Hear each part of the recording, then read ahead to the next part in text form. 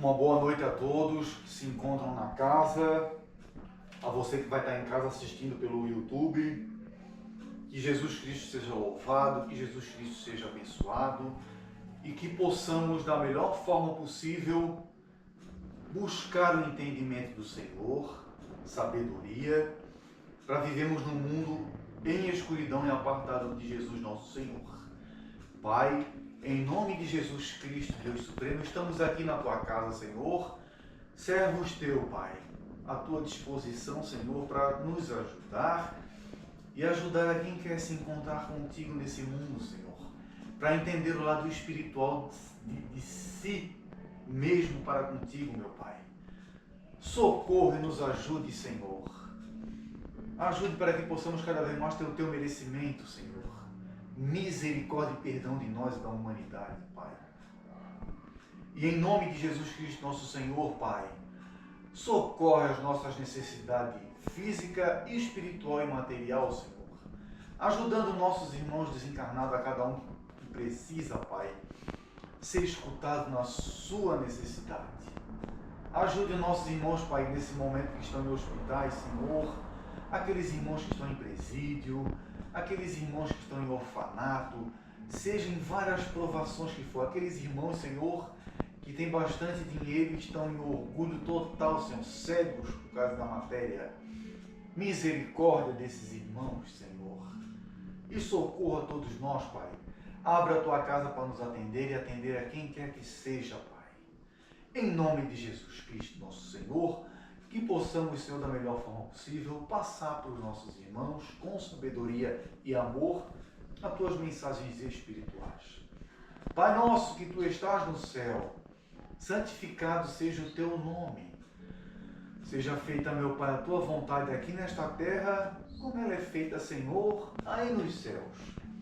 O pão nosso de cada dia Tu nos dás hoje, meu Pai, mas perdão e nos perdoa.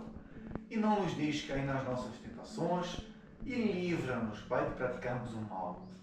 E perdão e nos perdoa à medida que nós vamos perdoando a quem nos tem ofendido e não nos deixe cair nas nossas tentações, Senhor.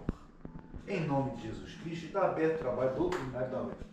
A Dona Helena vai ler para nós aqui um livrinho aqui.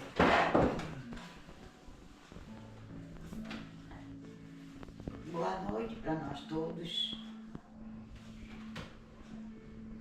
Eu vou ler do Chico Xavier, A Cepa de Luz. Uma família espiritual. Baseado em Mateus, né? Mateus 7:3. É baseado em Mateus 7:3. Quanto mais nós adentraremos no conhecimento de nós mesmos, mais se nos impõe a obrigação de compreender e desculpar na sustentação do equilíbrio em torno de nós. Daí a necessidade de convivência em que nós espelhamos um ao outro, para que criticarmos, mas para entendermos por bendita reciprocidade. Nos vazios cursos de tolerância, em que a vida nos situa no clima da evolução terrestre, assim é que nos educandário da existência aqueles companheiros, que somente identifica o lado imperfeito dos seus irmãos, sem observar-lhes a boa parte, que jamais se vê disposto a esquecer as ofensas de que haja sido objetivo. Que apenas se lembra dos aniversários com o propósito de atrasá-lo sem reconhecê-lo, as dificuldades e os sofrimentos. Boa noite. Se não analisar as reações dos outros, a fixar unicamente nos direitos de julgar pertencer, se não se enxergar passível de censura ou de advertência em momento algum, que se considera invulnerável nas opiniões que emita hoje na conduta de esposa,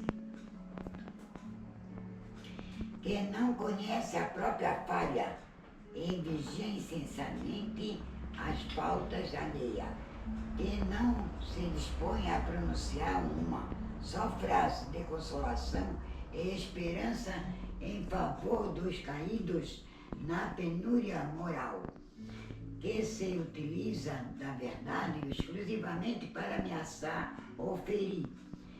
Será talvez que todos nós, aqueles que mais exigem entendimentos de ternuras, de vez que desajustado na intolerância que se mostra sempre desvalido de paz, a necessidade do amor.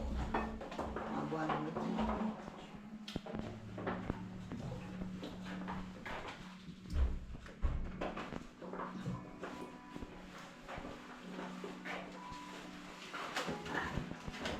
É isso aí. Boa noite. Que Jesus abençoe a todos nós. Que Jesus Cristo, nosso Senhor, ilumine. Mas nós precisamos ter entendimento daquilo que a gente está fazendo. Entendimento e sabedoria. Isso está escrito na carta aos Efésios. Por quê? O apóstolo Paulo, ao explicar para os Efésios quem era? Era um povo em Éfeso, na cidade de Éfeso, antiga em Roma. Por isso que está aqui escrito Efésios. Eles aprenderam que Cristo Jesus, aquele ser que morreu na cruz, era filho de Deus, que eles eram imortais, que depois de morrer iriam ser ressuscitados, né? Levantados em espírito. Só que eles estavam deixando de lado tudo isso e o mundo da época estava os afogando espiritualmente. Por que isso? Porque eles não estavam entendendo o que eles estavam fazendo. A pergunta que não quer calar. O que é que nós estamos fazendo da nossa condição espiritual? O que é que nós estamos fazendo da nossa condição espiritual? Essa é a pergunta que ele mesmo estava fazendo. Vou ler para vocês aqui, ó. Eu vou ler para dar crédito, tá? Eu não preciso ler porque eu sei disso aqui, mas eu vou ler.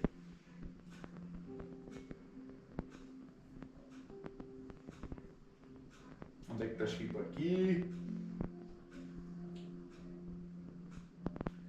No capítulo 2, qualquer Bíblia vai estar isso, se você vai lá e ler em casa depois. Em Efésios, capítulo 2, versículo do 1 ao diante. Eu vou ler isso aqui um pouco e depois... Por quê?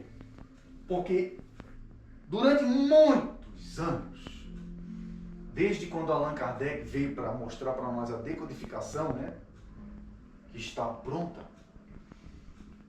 a mediunidade foi usada para, na maioria dos casos, fazer prosélito. E o médium em si não sabia o que estava fazendo. Se soubesse o que estava fazendo, o espiritismo tinha se tornado a coisa mais linda do mundo. Não é verdade? Fala de espiritismo para as pessoas na rua para te ver. Para o leigo. É coisa do demônio, não é verdade?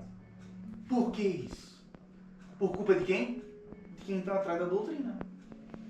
Que não passou e não explica para as pessoas direito com sabedoria.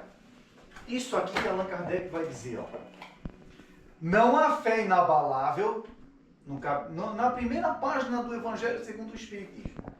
Não há fé inabalável, senão aquela que pode encarar a razão face a face em todas as épocas da humanidade. Sem isso aqui, nós não vamos conseguir entender o que estamos fazendo na Terra em sentido espiritual. Não há fé inabalável, senão aquela que pode encarar a razão face a face em todas as épocas da humanidade. Porque hoje nós estamos bem, mas amanhã nós podemos estar passando por uma provação terrível. E aí? Como é que fica? É ir nesse sentido, razão, fé raciocinada. Ele vai dizer isso aqui, quer ver? Além disso, Deus deu vida a vocês, embora vocês estivessem mortos por causa das suas falhas e erros. Olha só. Enquanto a gente não consegue entender que a gente é um ser espiritual, que nós temos potencial espiritual já para exercer aqui na Terra, para o mundo espiritual nós somos considerados morto-vivo. Olha a linguagem do Paulo aqui, ó.